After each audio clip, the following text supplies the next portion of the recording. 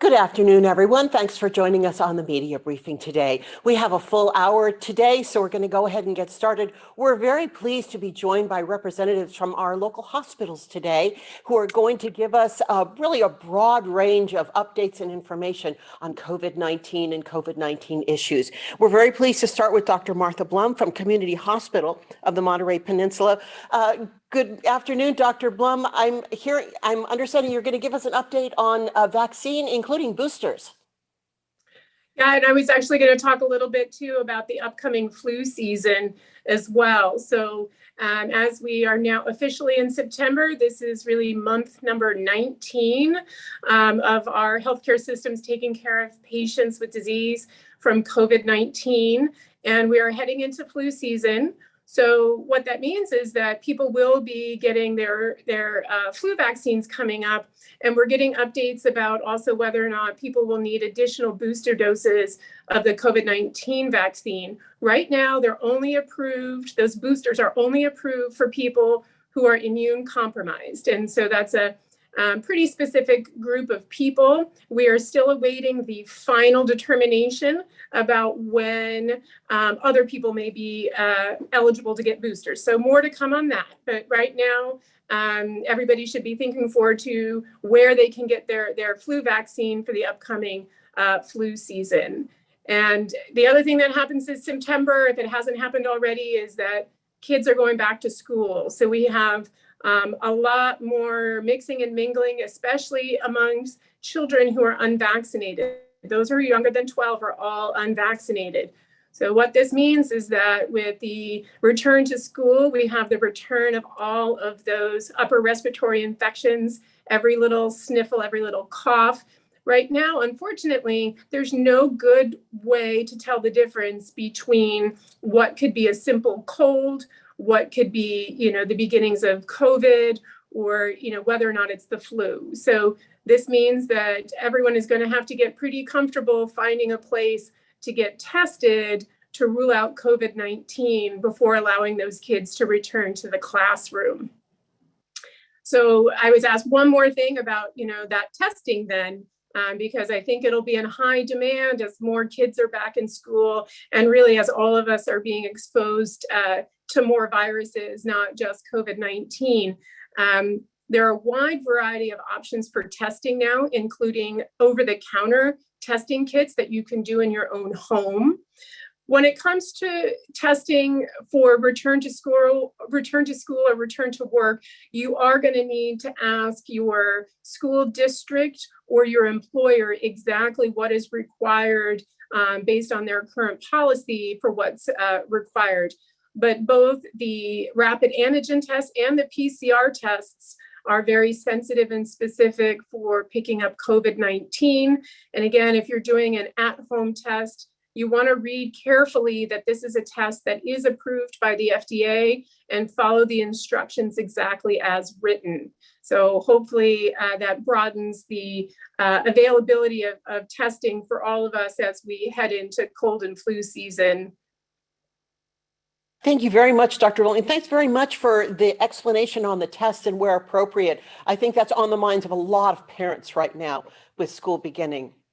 And next, we're very pleased to have Dr. Mahedra Pudel from Salinas Valley Memorial Healthcare System, who's going to tell us a little bit more about the vaccine and hopefully some news about vaccine for younger children in the pipeline.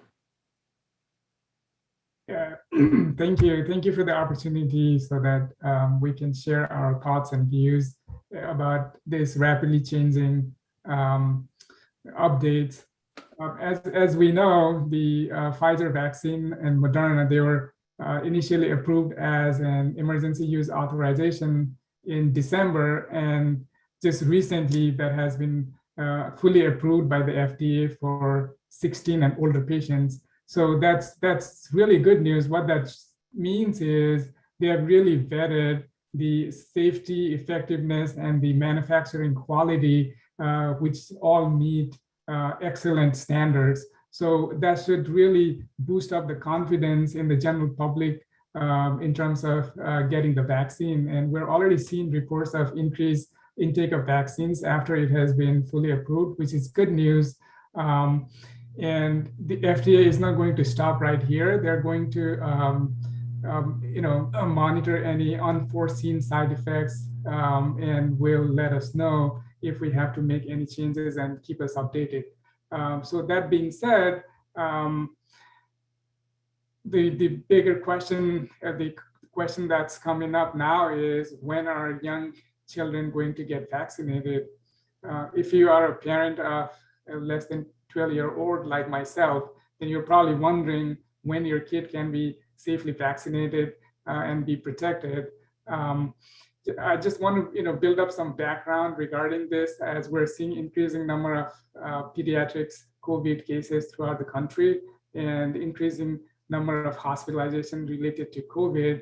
And everybody is eager to go back to school in person. So one thing that we have to recognize is vaccinating kids is a major part of ending the pandemic, because right now that's a huge group of unvaccinated population, and they go to school and they come back home.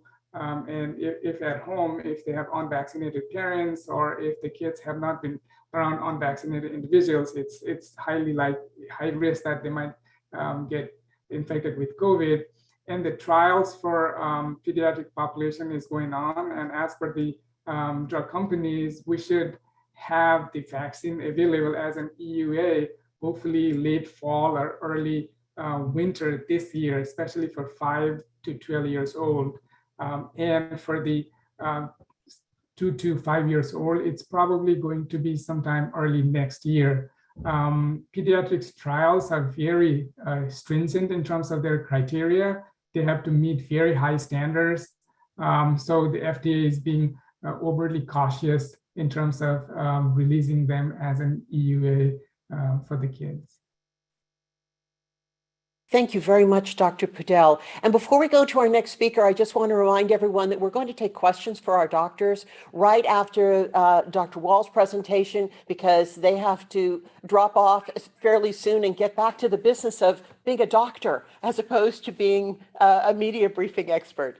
And now we are pleased to have Dr. Craig Walls from Natividad sharing some information for us about the changing landscape for hospitals in terms of what is required of employees and visitors, and just a lot of changes.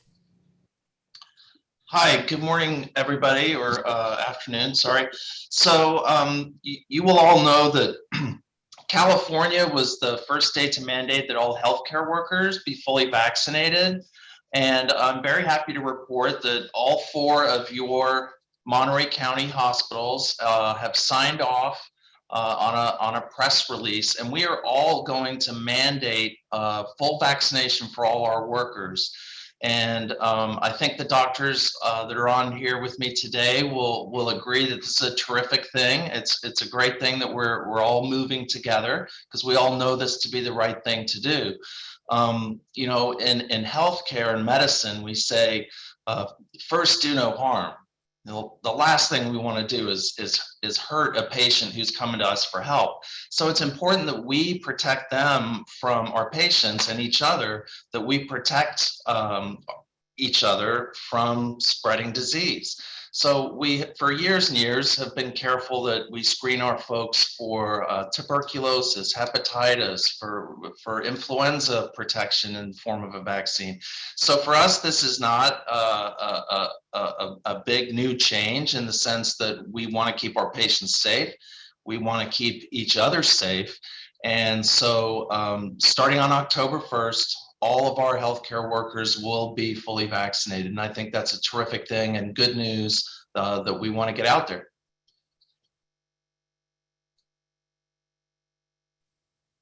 All right, thank you very much, Dr. Walls. Now, so this is when we have time for questions for all of our doctors. If you have any questions about the vaccine, anything that they have talked about, any questions about what Dr. Walls was talking about hospital requirements, this would be the time to put your questions in chat.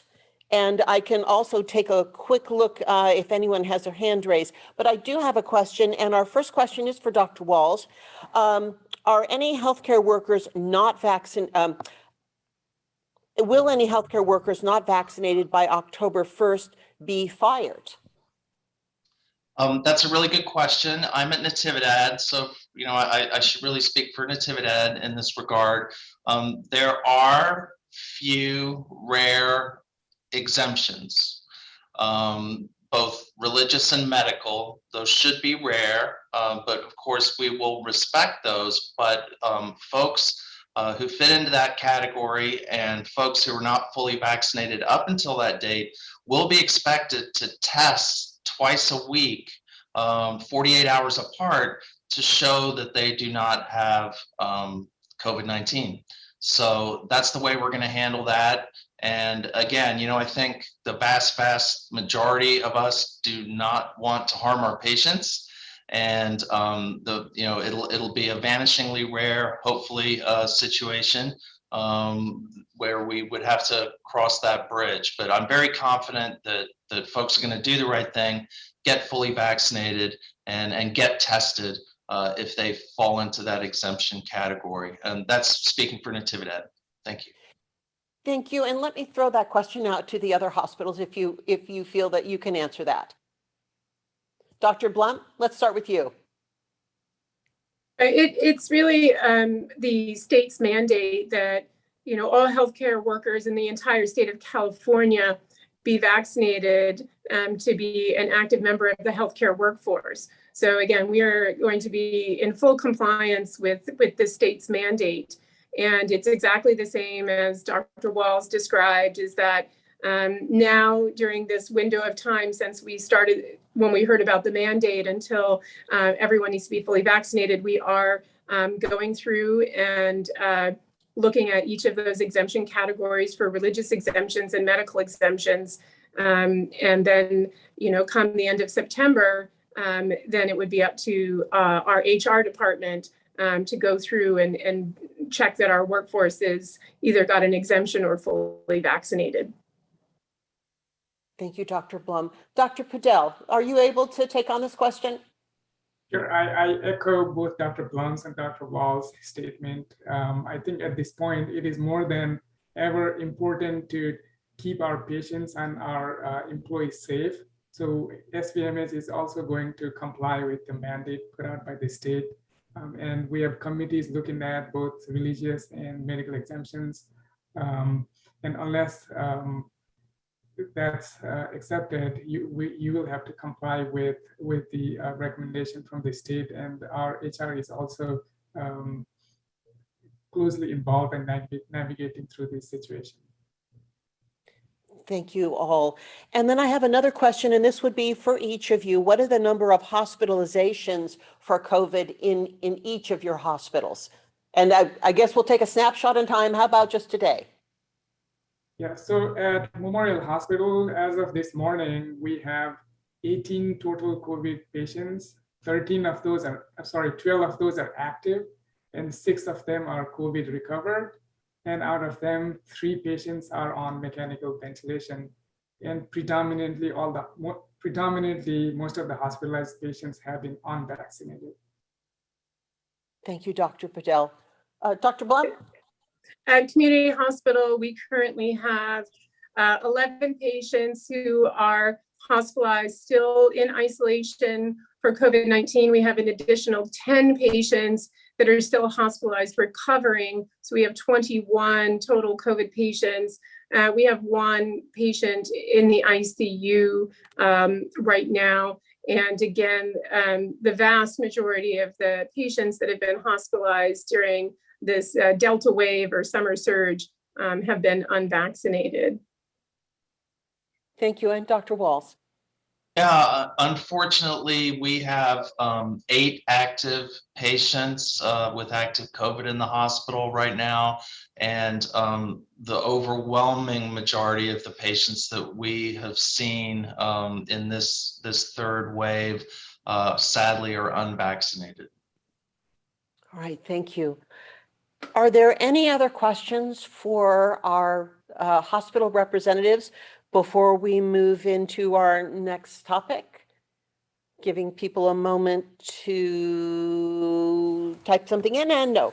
So thank you all very much for sharing this information today and keeping us up to date with COVID vaccine and boosters and hospitalization information. We certainly appreciate it.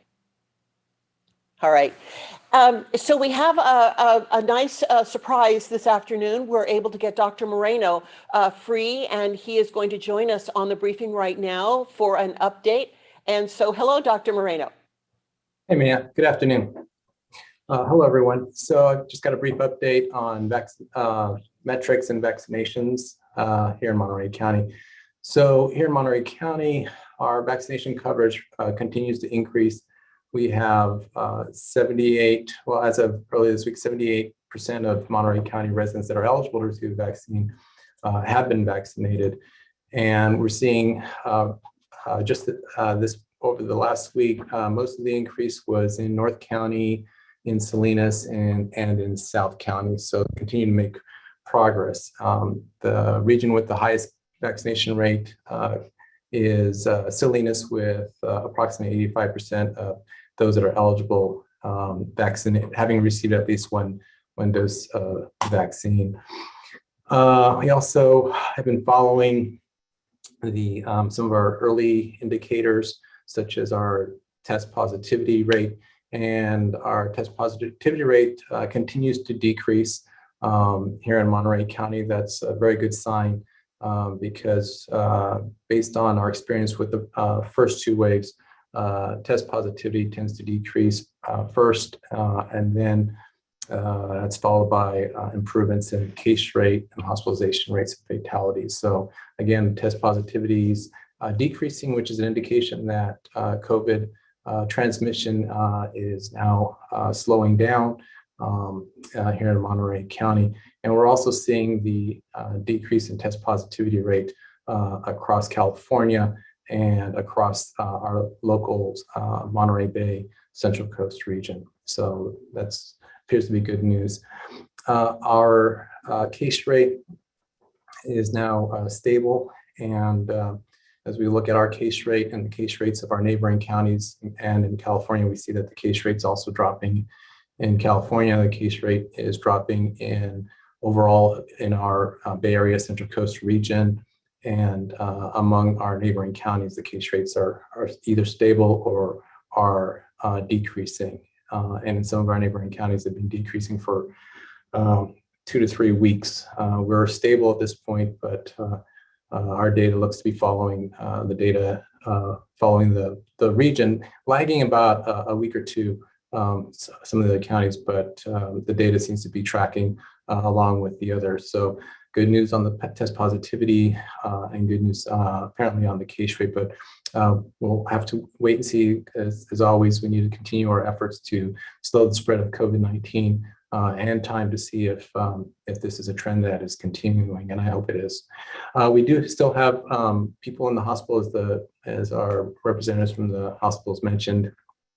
We're reporting a total of 50 cases today, and that is a lagging indicator, meaning we don't expect to see an improvement in hospitalizations until we've seen the test positivity decrease and the case rates decrease. And so it often takes another 2 weeks after that to start seeing the improvement in the hospitalizations. And these hospitalizations that we're reporting, most of those are people who've been admitted because of COVID, but it does include some individuals, not every day, but it often includes individuals who are admitted for another reason and happen to have COVID because they were tested as a part of the hospital's protocol. So they're also included in there as well. And finally, our testing turnaround time, it's average across the county. That includes individuals that are being tested at an outpatient clinic or urgent care or hospital with a rapid test and getting the results the same day, and also includes individuals who go to a testing site or another facility and the test gets sent to a laboratory for testing outside of that facility. So on average, testing turnaround is 1. It's up from about half a day last week. So, and that's because we're seeing primarily in outpatient settings that are still testing.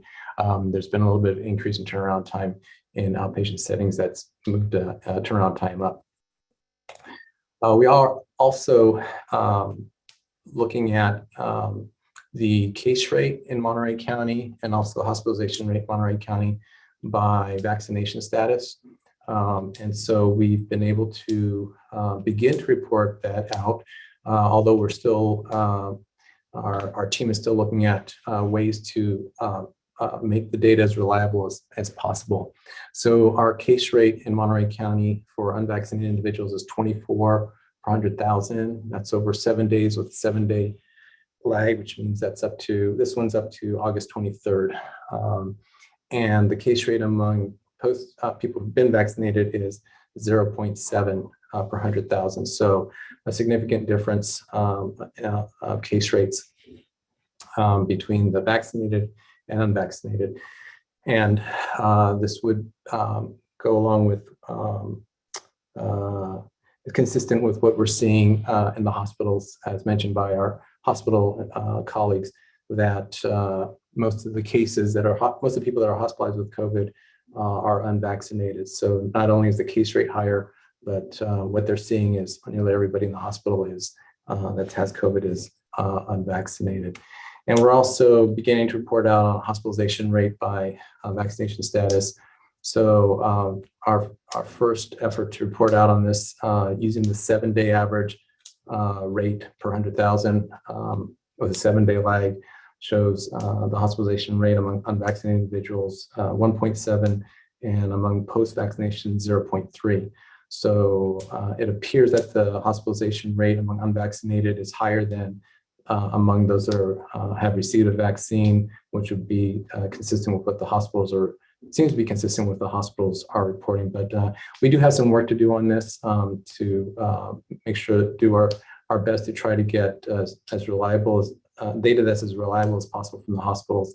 And also our case investigators will continue to try to improve on the data to make it more reliable. And the method in which we report it out may change over time, but it will be looking at what seems to make the most sense and would be most helpful for Monterey County.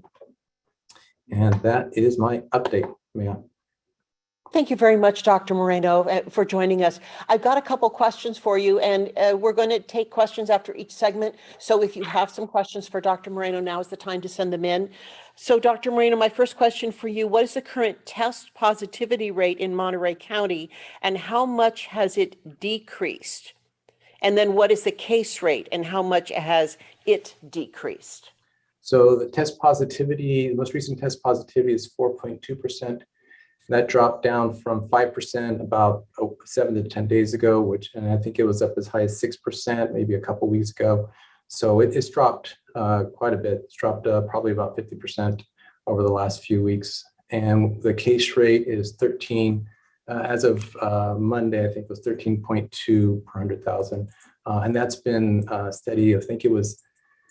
I believe it was 10 to 14 days ago, the case rate was 13. So it's been, it moves from day to day, but looking back a couple weeks ago, it was around 13. So over the last 2 weeks, it seems that it's leveling off at about 13. Thank you, Dr. Moreno. The next question for you, according to CDPH data, Monterey County has less than half the number of new COVID cases per 100,000 people, which is obviously a good sign. What are the reasons that Monterey County has far fewer new cases than many other counties and the state's overall numbers? Yeah, so thank you, Maya. So Monterey County has one of the lowest case rates in the state. And I think there's several reasons for that. It's possible that, as people remember, Monterey County and some other counties in California did have high case rates during the during the first, but also during the second surge, which were higher than other counties. And if people remember the blueprint, Monterey County was in the purple tier longer than than other counties, and that was because of the higher case rate. So unfortunately, back then we did have probably a greater portion of people who got COVID, following an infectious disease or an infection, people develop immunity to that infection that may prevent them from getting infected with the same illness later on. And so we probably have a fair number of people in Monterey County that have natural immunity to COVID-19. The other reason why we probably have one of the lowest case rates and case rate that's leveling off here in Monterey County is because we are, I think, doing a good job getting people vaccinated. 78% of people who are eligible, and again, it's an estimate, it's based on the state's immunization registry, but approximately 78% of people in Monterey County have received at least one dose. And every week we add another 1% of people that people have been vaccinated. So that's another reason why we have one of the lowest case rates in California, and it looks like our metrics are improving. In addition to that, Maya, there are also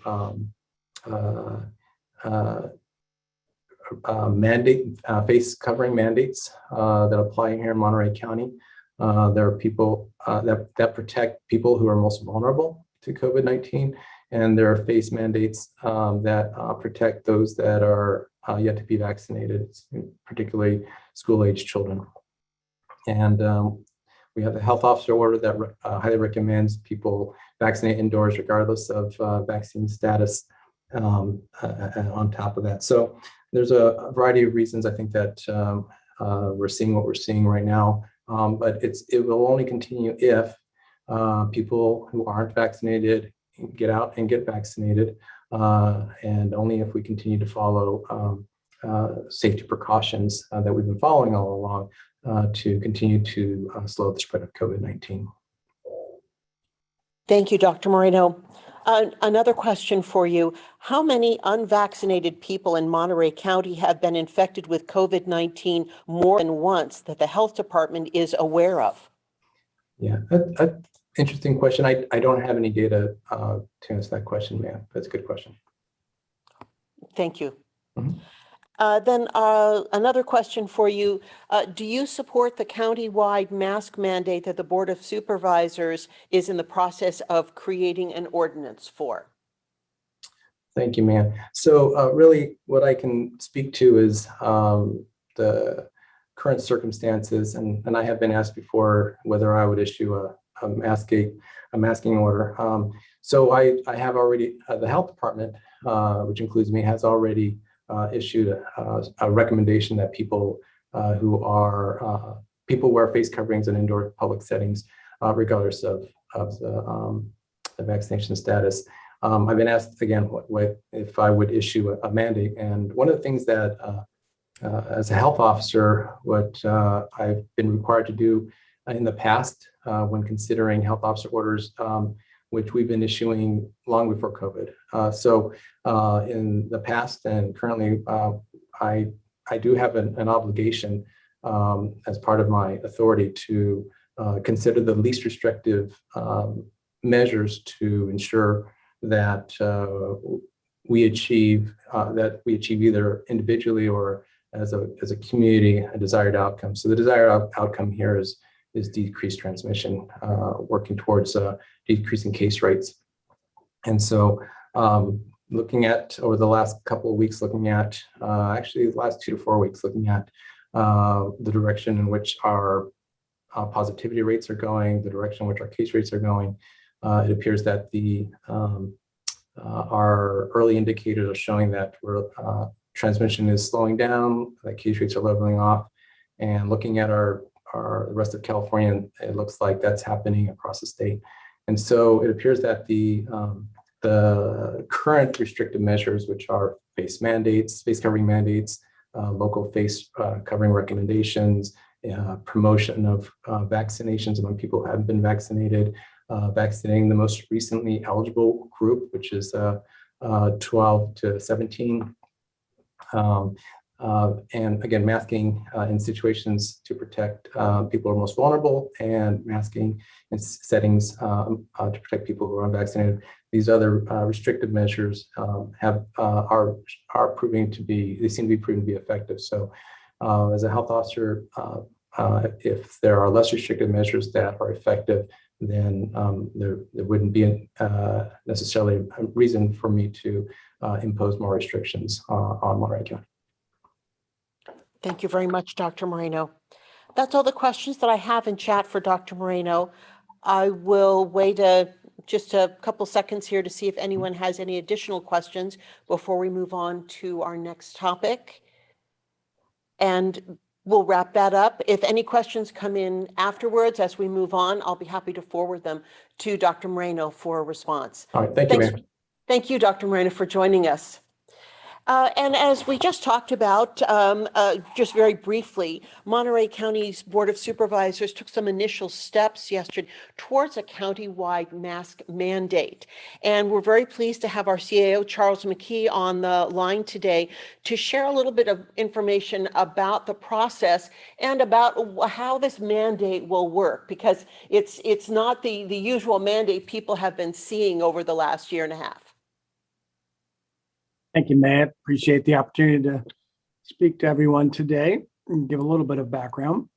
So first of all, the Board of Supervisors yesterday considered giving direction to the County Administrative Officer and County Council, mainly County Council, to bring back an ordinance mandating mask usage throughout the whole county, face covering usage / mask. I'll use the term mask as a shorthand because that's what everybody seems to use nowadays.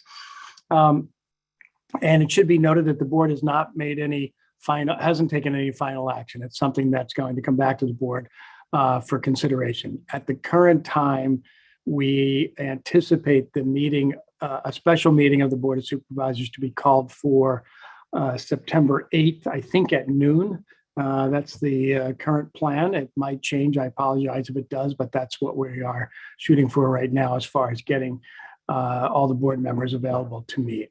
So the board direction was for County Council to come back with an ordinance, what's called an urgency ordinance, meaning that it can be adopted in one meeting. It does not have to have 2 meetings for adoption. And it would address mask mandates throughout the county, including in the incorporated cities. And it would cover essentially all businesses where you have interaction with other people, whether it's other staff that are coming there or particularly customer serving businesses. And with that said, the idea is to have as many people wearing face coverings, wearing masks when they're interacting with other persons. However, there would be exemptions and exceptions similar to the ones that are listed in the Bay Area Health Officer orders, as well as the Santa Cruz one, as well as the one that the County of Monterey did and the state did earlier in the pandemic. That being said, for example, if you are eating and drinking, you obviously can't have a mask on to do that. Similarly, there would be exemptions, exceptions for persons or children. So anyone, I think the way we're going to structure it is similar to what Santa Cruz did, which was anybody, children 2 years and younger should not be wearing a mask. And 2 years to, I think, 9 years old is what Santa Cruz has, which is saying that for those, they're still mandated to wear a mask, but recognize that children are children, and they can be challenging to get them to do a lot of things, eating their vegetables being one, but also potentially wearing a mask, and they're going to be rambunctious and challenging to keep those on, and that those who are supervising their children, whether it's in a educational situation or with parents. We're going to have to recognize that that could be a challenging situation and not necessarily come down with a heavy hand with somebody whose child is not necessarily wearing their mask and pulling it off and those kinds of things. So trying to put into the ordinance a way to have some exemptions there. There will be some other exemptions, in certain situations. Obviously, if you're in your own office, with nobody else in there, then no mask would be required. Similarly, if obviously we're not going to be saying you have to wear a mask in your own homes and those kinds of things, we're not going to intrude into those kinds of areas. That being said, I know that there will be some disagreements and people have differences of opinion about what is appropriate, what can happen legally and what can't happen. We think that the law does support having this kind of mandate in these kinds of situations. And we just hope that we're going to get as much compliance as possible. And, that will be the big challenge is what do you do next as far as are we going to arrest people for not wearing masks? I know that those are the questions that many people are going to start asking. And, at this point, we're going to be proposing what's called administrative citations, and we'll work through that process. I don't have all the answers to those kinds of things at this point. I apologize, but those will be the little pieces that will come out as we go forward. I also know that there are a lot of people who are looking to the county to be the leader in this regard. We get a lot of emails and letters, pro and con, but I would say the vast majority are asking the county to enact a countywide mask mandate. We also got a letter from many of the elected officials throughout the county who requested that we do this. We've had some businesses contact us. I know that there are businesses out there that want some guidance, some certainty, and the uncertain nature of having a recommendation for them is challenging, especially if they are a business that wants to have people masked up when they come in. And with a mandate from the county, it gives them the tools to say that the county is mandating this, therefore I have to mandate it of customers coming into my business. And so you put the onus back on the county to basically be the ones who are taking that position. The Board of Supervisors of the county have the authority in a way that they need to evaluate what is in the best interest under the police power of the county to look at the emergency declaration that we're still under to address the pandemic, and looking at what are the tools available to do that. So this is one of the tools that's available for the board. We recently enacted one for all county facilities. And if you come into a county facility, you have to wear appropriate face covering and mask. And the idea is now to obviously push it out countywide and to be the leader in helping both the cities, the special districts, as well as the businesses utilize the tools that we're going to put in place if the board were to adopt this on September 8th. So with that, Maya, I will turn it back to you. Thank you very much, Charles, for giving us a wrap up of this. It was a complex discussion yesterday and a complex issue. Are there any questions for Charles McKee before we move on to our next topic? And Charles, I do have a question for you. Will the new county mask order require people dining at restaurants to put their masks on between bites of food and sips of drinks? I don't anticipate it would go to that level of detail, but I don't know the exact wording that will be proposed at this point. But I don't anticipate it will go to that level. If you want to look at the likely language, I would suggest looking at the health officer orders that came out through the Bay Area, as well as the one from Santa Cruz. It'll probably be very similar to those orders, but crafted in a county ordinance format.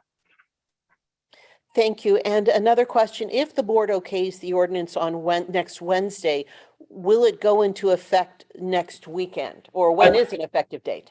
Yeah, that's a really good question. I know the board asked for some phase-in period times, and I don't know exactly when, what that would be.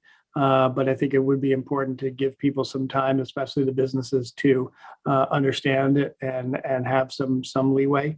I would expect it would be shortly after Wednesday, but I don't know the exact date, but it is a good question. Thank you. And that appears to be all the questions that I have for you on the county mask requirement. So thank you very much, Mr. McKee, for joining us. And we were going to go ahead and move on to our next topic, which is actually some really great news. We were talking about vaccine rates, and we've got a couple of communities in Monterey County who've exceeded 90% of their eligible population getting vaccinated. And we're so pleased to have representatives from the city of Gonzales, the city manager, Renee Mendez, and the mayor, Jose Rios, to share their secrets on how Gonzales is getting this done. Good afternoon, gentlemen. Good afternoon. Hi, Mia. Hi, everyone.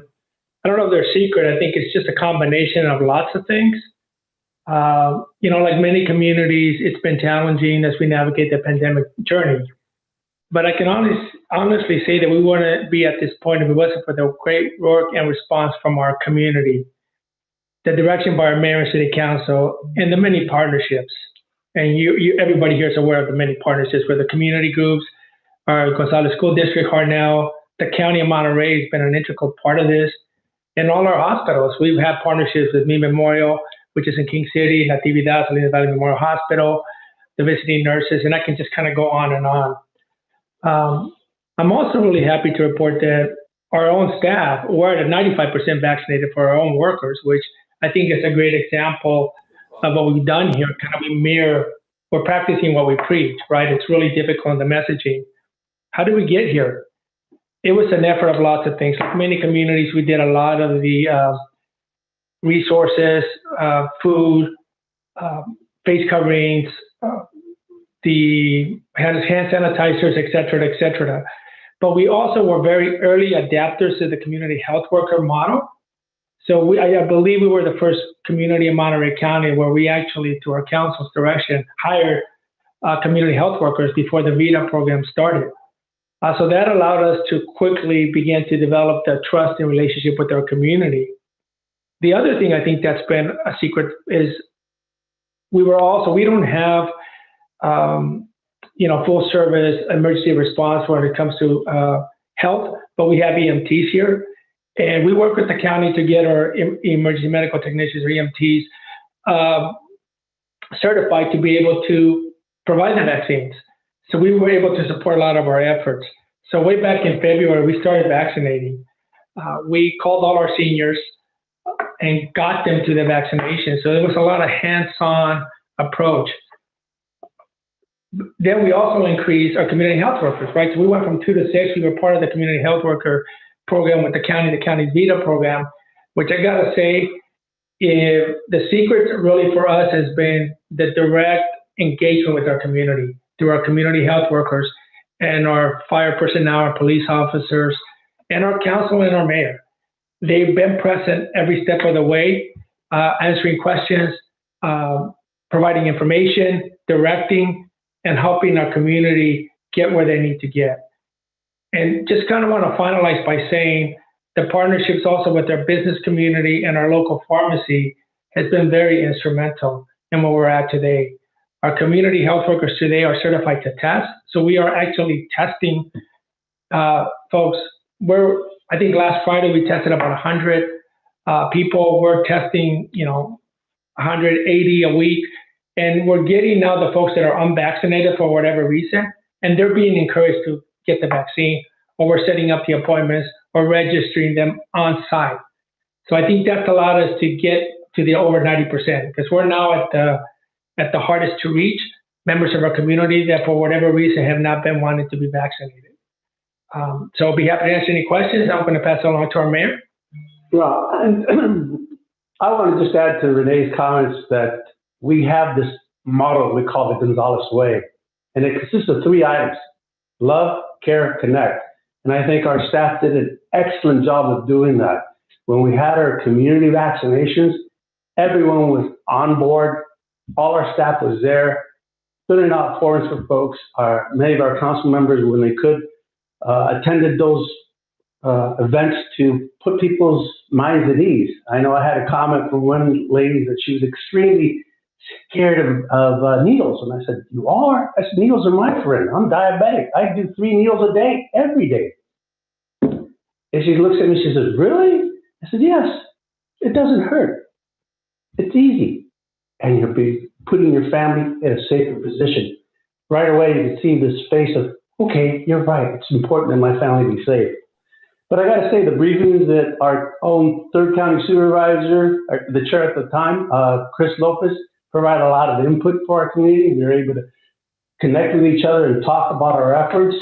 But really, it was the efforts of our own local staff and Renee's implementing the community healthcare worker that I think got us over that hump that, you know, Mr. Biden's talking about getting to 70%. We're going to send him a letter to let him know how it's done here in Gonzales. But really, it's staff hitting the ground hard and running with it. Everybody from the community health care workers to our community director, our fire chief has been just instrumental just in making sure that he was connecting with everyone and anyone, answering questions in the best way he could. It really was a huge team effort.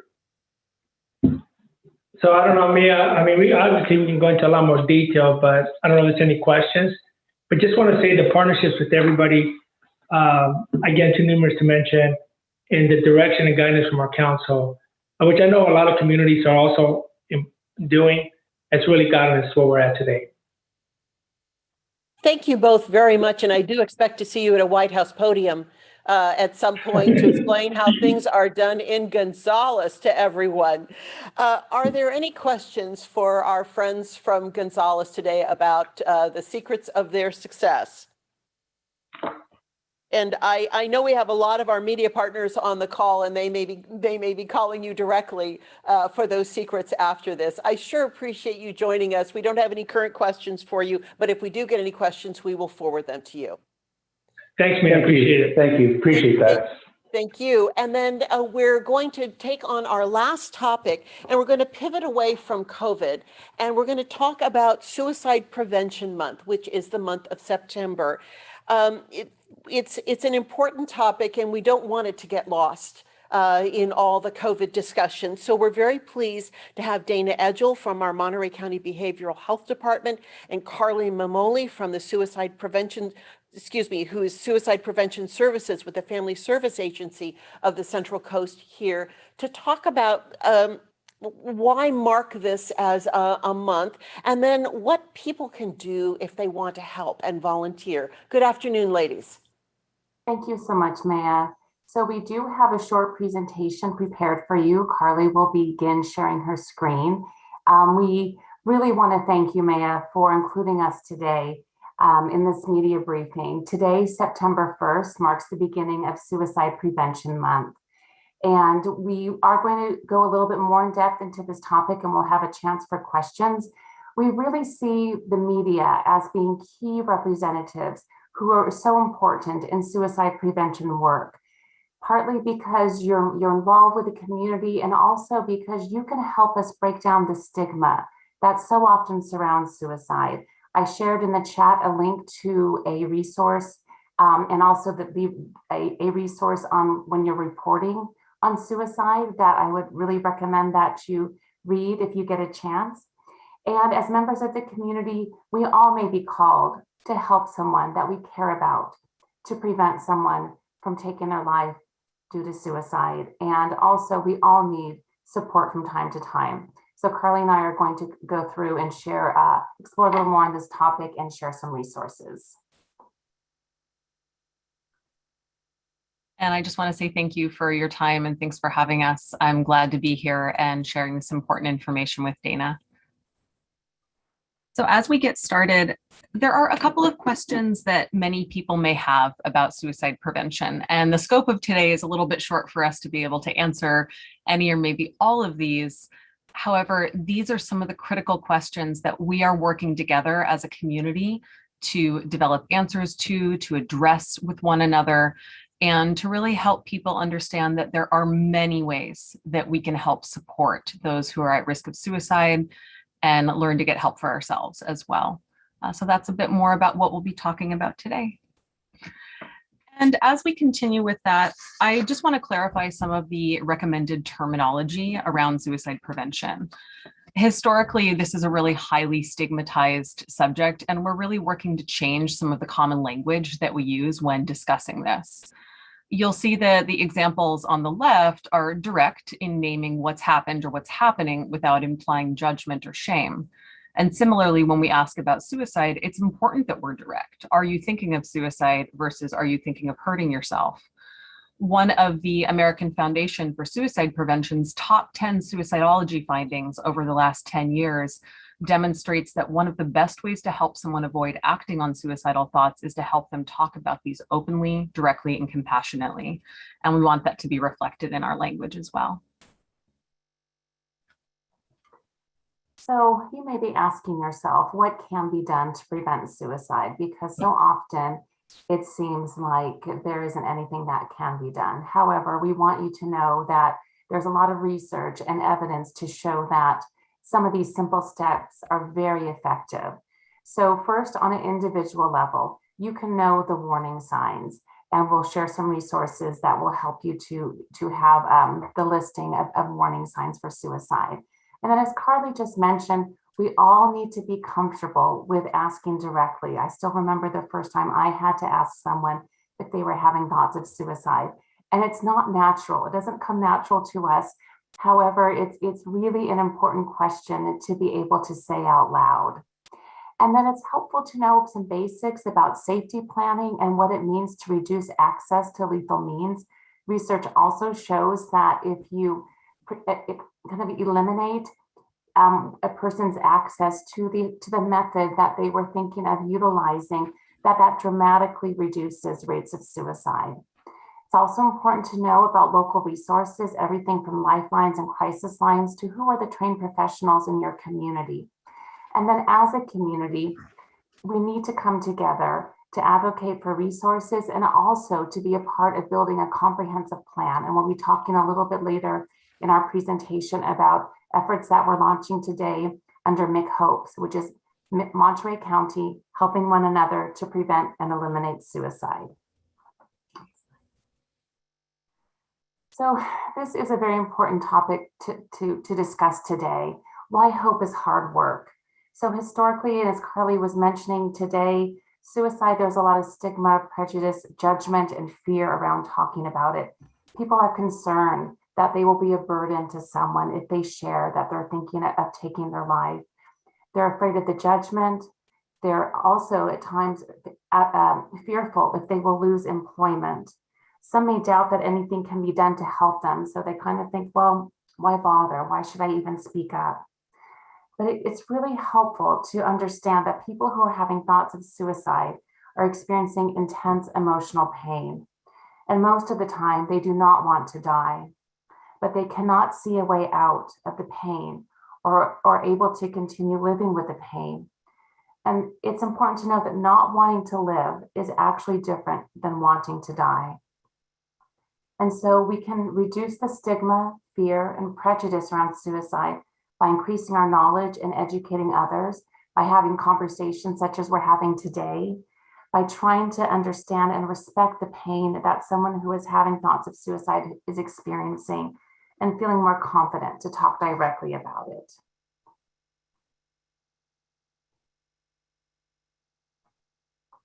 We also get lots of questions about this particular issue. And while suicide really can impact and does touch all of our lives, we do know that certain populations are disproportionately impacted, meaning rates of suicide in these groups are higher compared with other groups. Beyond just suicide death, though, we also really need to look at the groups that have higher rates of suicidal ideation or who more frequently make suicide attempts or engage in suicidal behavior, because that's different. Those are different groups, and the data reflects that. This is something that we've begun to do locally and will be an ongoing activity of the coalition that Dana mentioned. Gathering data and utilizing that is really an important part of strategic planning work. It helps us to understand the critical points where we can make a difference in helping someone with thoughts of suicide.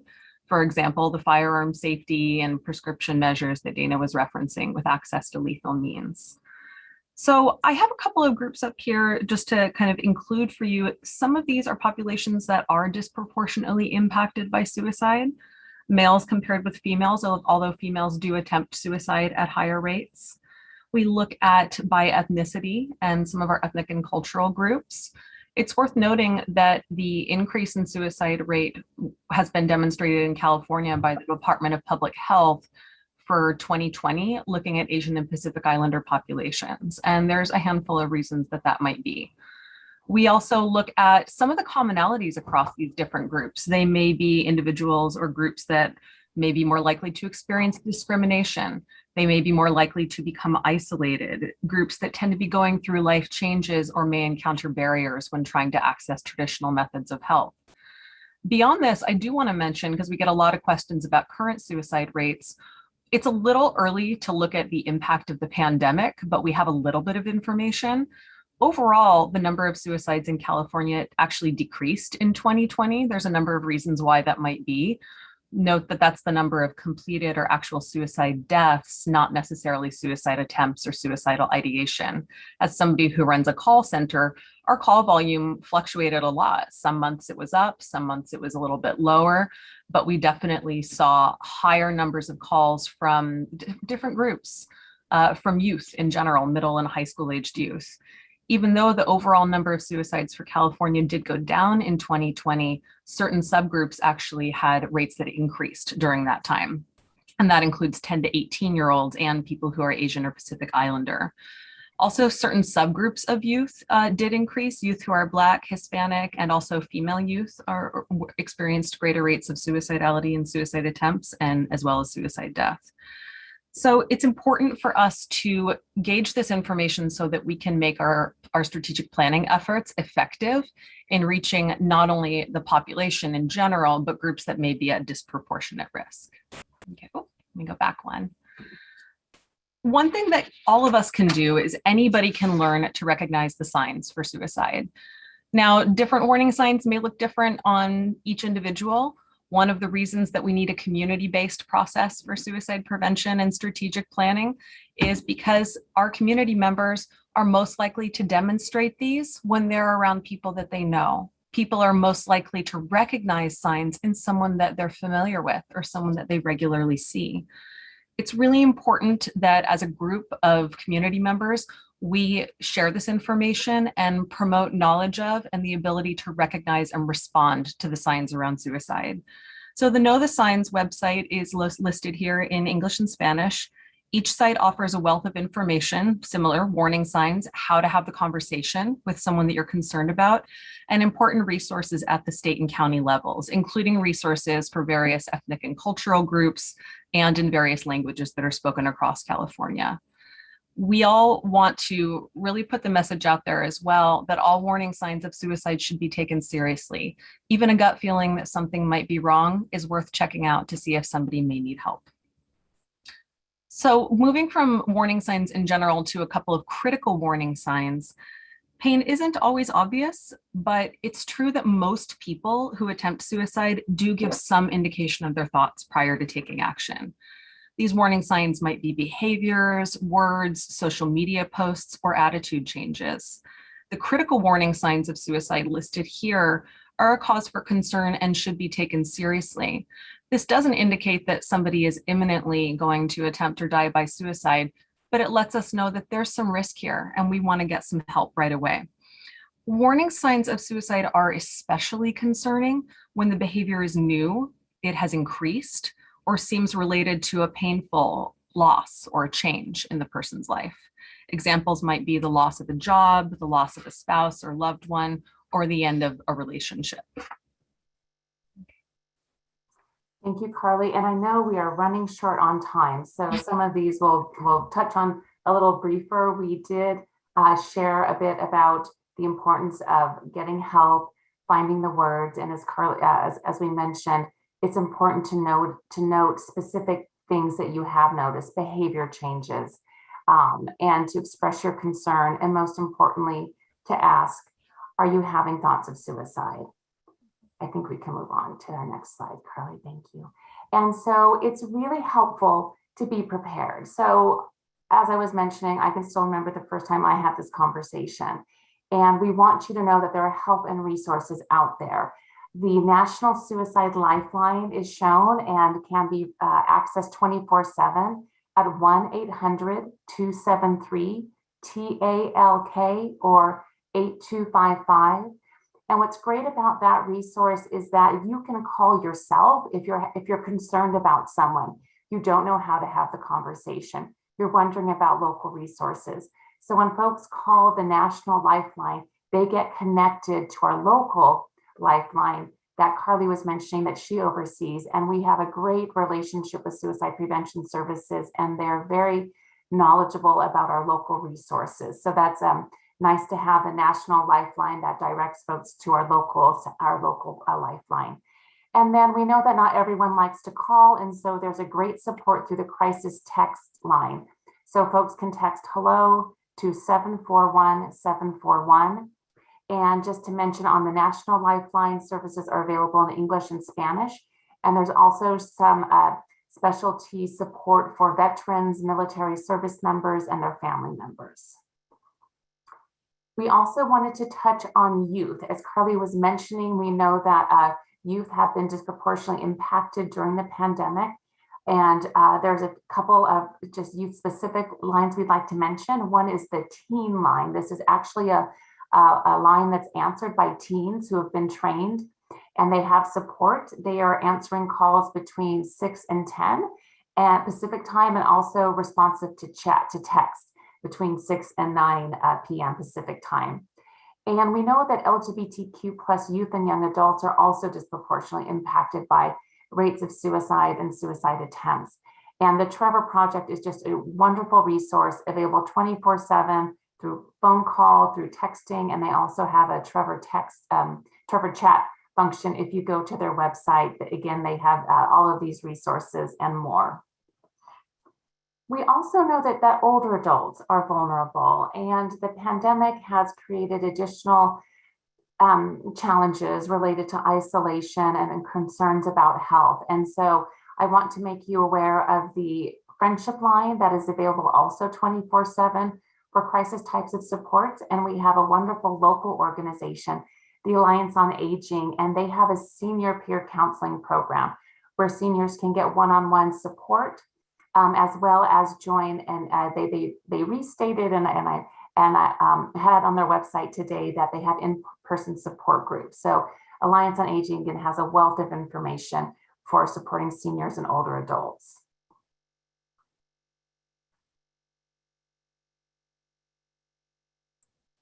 Muted myself by accident. I'll just briefly let folks know that, as Dana mentioned, our program answers the National Lifeline calls from our local community members. In addition to that, we have a local line, and especially with the National Lifeline shifting to a new system with 988 next year, we're going to have more calls, and we definitely need more volunteers, and I'll have a little bit more information about that towards the end. You can see some of the other services and options that we have through our program here, and more information can be found on our website. Certainly having a robust crisis line and a suicide prevention center is an important part of building a suicide safer community, but we really need to go far beyond that. And that's really where our strategic planning work comes in. So we are working with the Striving for Zero Learning Collaborative and other counties throughout California to share our experience and knowledge and adopt a public health-based approach to creating a strategic suicide prevention plan. So I just want to give you a brief overview, and Dana's going to talk a little bit about our upcoming sort of launch for the coalition, and then we'll wrap up. Okay. I want to also just show you briefly the suicidal crisis path model. There's a lot here, but one thing that I just want to point out is that the approach that we're taking allows us to address concerns around suicide at a population level. How do we boost the protective factors that help support people in surviving a suicidal crisis, as well as how do we mitigate the risk factors for individuals that may be at disproportionate risk? How do we respond to someone who's in crisis? What sort of follow-up care is there afterwards? And while we are certainly striving for zero, we do lose people to suicide in our community. And how do we then care for the survivors of suicide loss? There's sort of 9 different areas here, and for our purposes, we've grouped them to these 4 key areas of wellness and prevention, interventions and supports, means access and safety, and postvention. And those are some of the focus areas that we are going to be doing really profound work on together as a coalition. There's more information that you can find about the suicidal crisis path model and its origin, and I'll list a link for that in the chat as well. Thank you, Carly. So we are very excited today to be telling you about McHopes, Monterey County, helping one another prevent and eliminate suicide. Today, we also have created web pages that have all of this information and a wealth of resources, both in English and Spanish, to launch Suicide Prevention and Awareness Month. And for us, very excited again to share with you about McHopes. Community members are welcome to join our first meeting that will be happening in the morning on September 28th. We have a link on our website for registration for that meeting. We're also seeking members and leads to support specific areas of focus and implementation work groups. And again, all that information is currently on our Monterey County website, along with our draft suicide prevention plan. So this is the roadmap that we've developed in concert with the technical assistance that we have received using a data-driven approach from Monterey County. Plans are available in English and Spanish, along with a short survey where you can share your feedback for us related to the plans as we're moving those to their final stages.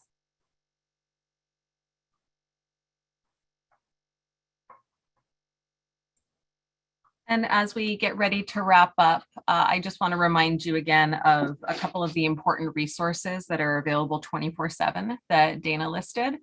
Again, you can call not just for suicide, but if you are concerned about another person. We actually had almost a 25% increase in calls from a concerned family member or friend this year. People don't have to be suicidal to call, and we'd rather they call before it becomes an actual crisis situation. So support is available and prevention is very, very powerful. There's also an online chat option for the National Lifeline. So these are important resources to share if you're talking about this in the community. I also just want to say again that together we can make a very powerful difference. If we learn the signs, we speak up, and we remember that help is available and that hope is very much possible. If you or someone you know might be interested in going the extra mile, we will be having our fall volunteer responder training starting on Thursday, October 7th. People don't need a special degree or a lot of experience in this. We have a phenomenal 40-hour volunteer training and ask people to take 1 4-hour shift each week for a period of 1 year. And there's a very strong community and a lot of support and supervision. So wherever you see your role in this, please know that everyone has a role. Your voice really matters. And we hope that you'll visit our website for McHopes and contribute to the process. And just want to thank you for your time. And we're happy to entertain any questions people have. Thank you both so much for this just fantastic information. It's so pleased to hear about McHopes and its launch. If there are any questions for for Carly or for Dana, now is the time to put them in chat. Your presentation was extremely thorough and really rich with information. So, I know we've had to have people drop off at our 1 o'clock hour, but if I do get some additional questions in through the media, I will be happy to forward them. I don't have any right now. And we will keep everyone informed about your committee meetings and your trainings that are coming up this month and next month. Thank you so much. Thank you. And thanks everyone for joining us in the media briefing this week. We may not have a briefing next week if our special board of supervisors happens at noon next Wednesday. So if I don't see you next week, we'll see you the following week and next time. Good afternoon, everyone. Thank you.